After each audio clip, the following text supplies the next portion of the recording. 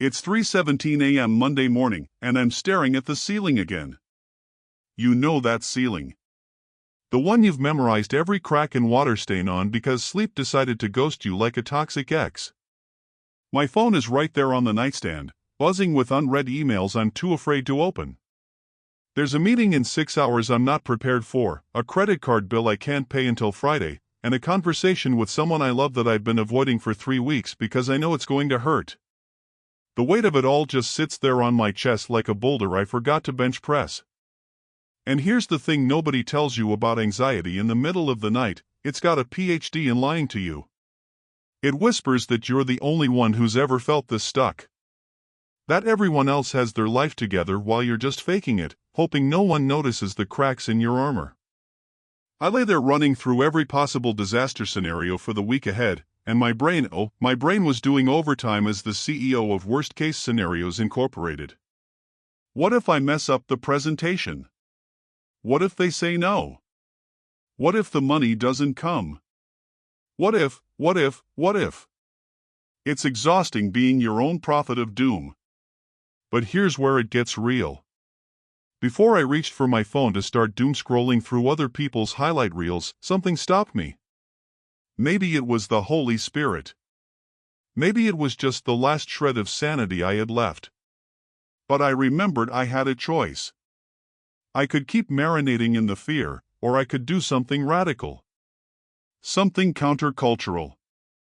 Something my anxiety absolutely did not want me to do. I got up. Not to check email.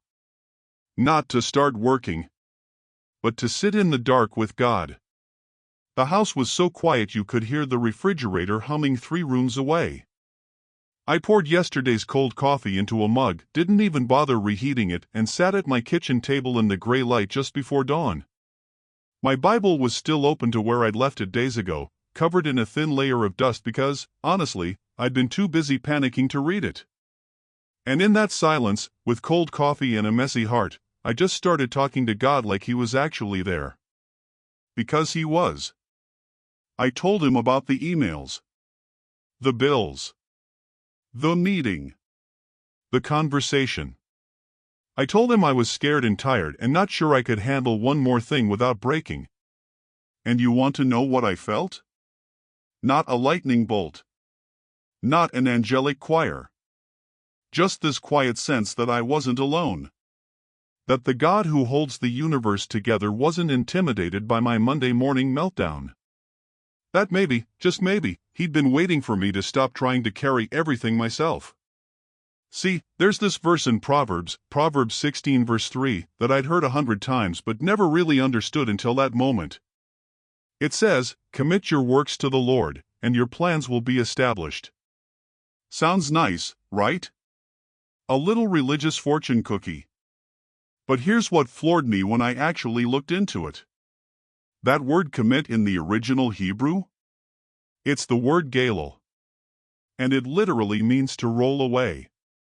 Like rolling a massive stone off a tomb, or rolling a crushing weight off your shoulders. It's the physical image of transferring something heavy from your back to God's.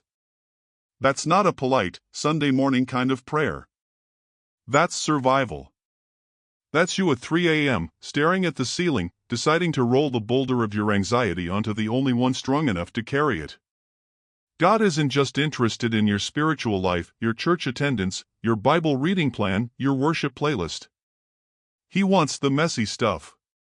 The Monday morning meeting. The awkward conversation. The overdue bill. The fear that you're not enough. Here's the memorable truth I'm holding onto today, and I want you to grab it with both hands. Surrender isn't loss, it's safety in the hands of the one who already knows the end from the beginning. When you roll your burdens onto God, you're not giving up. You're finally putting them where they actually belong. You're admitting that your shoulders weren't designed to carry the weight of the world, because His already did. On a cross. 2,000 years ago. So now I'm sitting here, cold coffee in hand, the sun starting to peek through the blinds. The emails are still there. The meeting's still coming. The bills still due. But something's different. Not because my circumstances changed overnight, but because I remembered who's actually in charge of this week. Spoiler alert, it's not me. And honestly, that's the best news I've had all morning. But maybe you're listening to this and thinking, okay, that sounds nice in theory, but how do you actually surrender when your stomach is still in knots? What does rolling that weight onto God look like when the fear doesn't magically disappear? Because let's be real, I still felt the anxiety sitting there in my kitchen. The prayer didn't make me a Zen master. So what do you do when you've prayed but you're still worried? That's exactly what we're going to dig into next. Because surrender isn't a one-time event, it's a moment-by-moment battle, and there's a way through it that actually works. But the truth? The truth was messy, eh? A lot messy, eh? Because the next morning, I woke up and the knot was still there. Right in the center of my chest. The emails were still unread. The meeting was still on my calendar. The bill was still overdue. And I remember sitting on the edge of my bed at 6:42 a.m., staring at the floor and thinking, did I do it wrong? Did God even hear me? Because I don't feel different. I don't feel surrendered. I feel exactly the same, just now I also feel guilty for not feeling peaceful. Can we just pause there for a second? Because if you've ever felt that, if you've ever prayed and then checked your emotions like you're checking a weather app, only to find the storm still raging, I need you to hear this. You're not broken. Your faith isn't defective.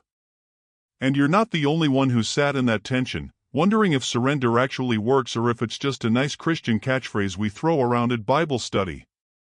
And in those moments, the doubt would creep in like smoke under a door.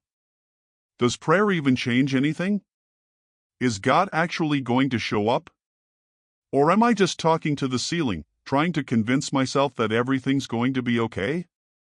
I know some of you are nodding right now. Because you've been there. You've sat in the car after a long day, hands on the steering wheel, and wondered if anyone was actually listening on the other end of your prayers.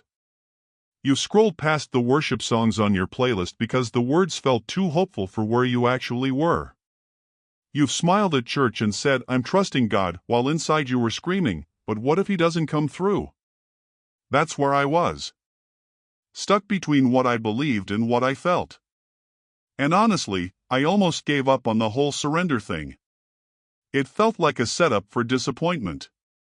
Like expecting a miracle and getting silence. But then something shifted. And it wasn't a feeling. It wasn't a lightning bolt or a sudden rush of peace. It was a decision. A really unglamorous, 7:15 a.m. on a Tuesday, still in my pajamas decision. I grabbed a piece of paper. Just a regular notebook, the kind with the spiral binding that's half falling apart. And I wrote down every single thing that was eating at me. The meeting. The bill. The test results. The conversation I was dreading.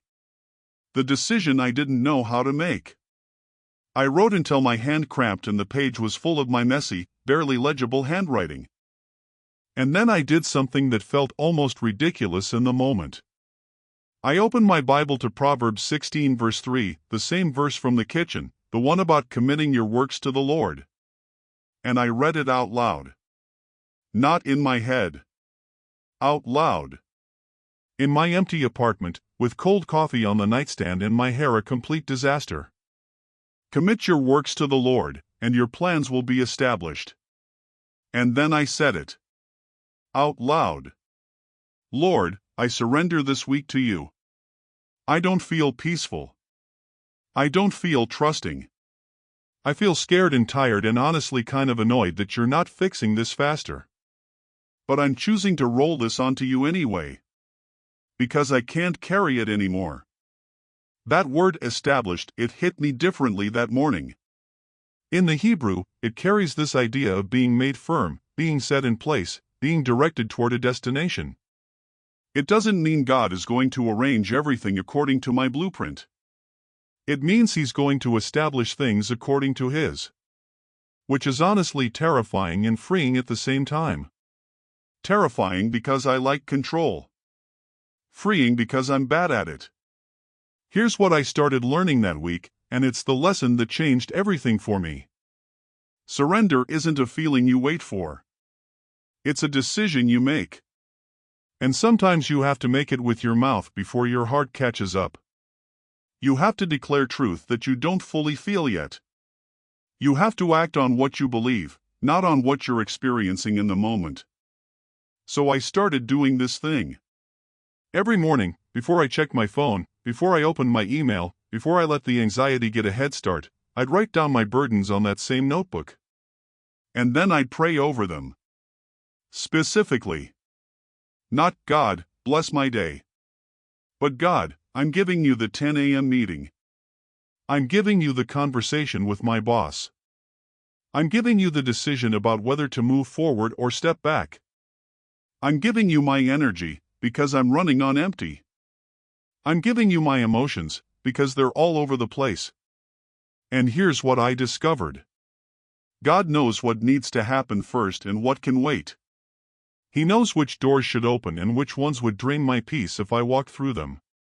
He knows which battles are mine to fight and which ones He's already handled. He knows that I don't need to have it all figured out.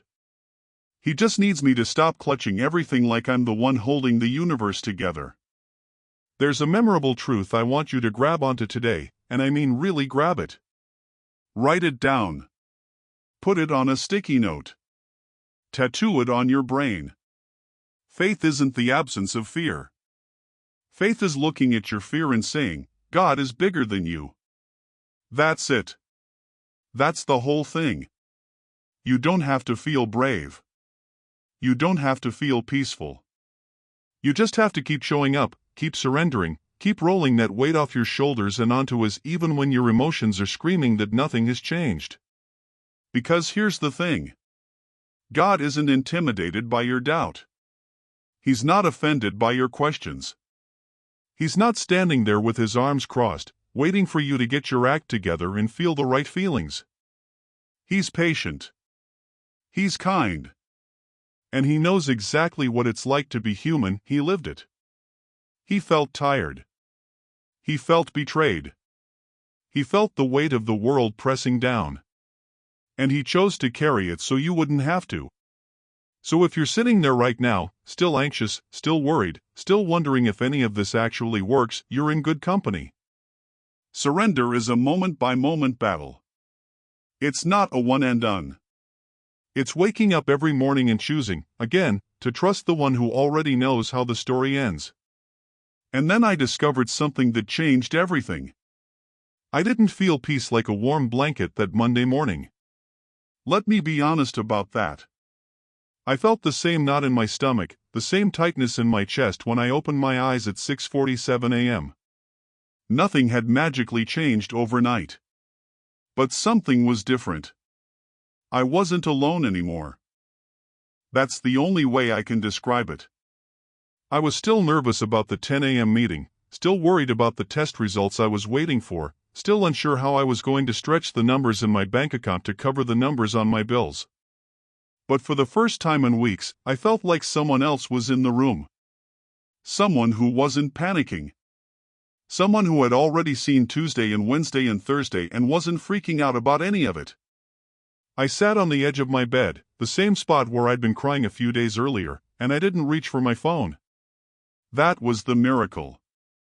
I reached for my notebook instead. And I started praying. Not a polished prayer. Not a prayer you'd hear in church. A messy, specific, unedited prayer. Father, I'm giving you this week. All of it. Not just the parts one can handle. Not just the parts that look good on paper. The ugly parts too. The parts I'm ashamed of. The parts I've been hiding. Father, I lift up the test results I'm waiting for. So I'm choosing to trust you with what I don't know yet. I lift up the conversation I've been avoiding. Give me the grace to respond instead of react. I lift up the bill that's sitting on my kitchen counter. So I'm trusting you to provide, even when I can't see how. I lift up the relationship that's falling apart. So I'm releasing this to you. I lift up my sleep. The hours I've lost. The nights I've spent staring at the ceiling, replaying conversations, imagining worst-case scenarios. Restore what the enemy has stolen. Give me rest that goes deeper than my circumstances. Give me peace that doesn't make sense on paper. And then I paused. Because I realized something. I wasn't just praying. I was surrendering. Actually surrendering. Not the fake surrender where you say, God, I trust you, but keep checking your phone every 30 seconds to see if he's fixed it yet. Real surrender. The kind where you open your hands and let go, even when you can't see where it's going to land. Here's the mirror moment. I want you to see yourself in this right now. Because I know you've got your own list. Your own test results you're waiting for. Your own conversation you're avoiding. Your own bill you've turned face down. Your own relationship that's cracking at the edges. Your own sleepless nights. Your own ceiling you've memorized at 3 a.m. You've been carrying it alone. You've been pretending you've got it handled. You've been smiling on the outside while crumbling on the inside. And you're tired. I know you're tired. I was tired. I am tired. But here's the truth that changed everything for me, and it's the truth I'm praying over you right now. You were never meant to carry this alone. Jesus said it plainly. Come to me, all you who are weary and burdened, and I will give you rest.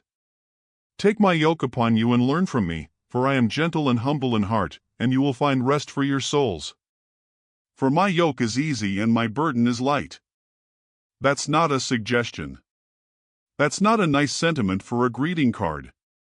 That's an invitation. A standing invitation. An open door that never closes. And he meant it. Every word of it. He wasn't talking to people who had their lives together. He was talking to people who were exhausted. People who were at the end of their rope. People who had been trying to carry it all and were about to collapse under the weight. That was me. And maybe that's you too. So I kept praying. And as I prayed, something shifted. Not my circumstances. Those were still the same. The emails were still unread. The meeting was still on my calendar. The bill was still due. The relationship was still strained. But my posture had changed. I was no longer gripping everything with white knuckles. I was holding it all with open hands. I will not be led by fear today. I said it out loud, and my voice cracked a little. I will not be ruled by pressure. I will not allow uncertainty to become louder than your promise. I said it again. Louder this time. I will not be led by fear today. I will not be ruled by pressure. I will not allow uncertainty to become louder than your promise. And then the tears came. Not the desperate tears from a few nights before. Different tears. Tears of release. Tears of relief. Tears of someone who had been holding their breath for weeks and was finally allowed to exhale. Here's the memorable truth I want you to grab onto today. Write it down. Put it somewhere you'll see it every morning this week. Peace doesn't come from everything being perfect. Peace comes from knowing that God is in control even when everything is not perfect. Let me say that again. Peace doesn't come from everything being perfect. Peace comes from knowing that God is in control even when everything is not perfect. That's it. That's the whole thing. You don't need your circumstances to change to have peace. You need your perspective to change. You need to know, deep in your bones, that the one who holds the universe is also holding your Tuesday. Your test results. Your bank account. Your broken relationship. Your sleepless nights. Your 3 a.m. ceiling stares. All of it. When you surrender this week to God, you are not surrendering to failure. You are surrendering to the one who has already overcome every failure. You are not surrendering to defeat. You are surrendering to the one who has already won the victory. You are not surrendering to chaos. You are surrendering to the one who spoke order into chaos at the beginning of time and has been doing it ever since. This is not about feeling brave. This is not about mustering up enough faith to impress God. This is about showing up, opening your hands, and saying the words even when your voice shakes. Lord, I surrender this week to you. So here's what I want you to do. Right now. Not later. Not when you feel more spiritual. Not when you've got it all figured out. Right now. I want you to type this in the comments. Lord, I surrender this week to you. Just those 7 words. But don't just type them. Mean them. Let this be your prophetic act. Let this be the moment you stop carrying it all alone. Let this be the moment you open your hands and let go. Type it.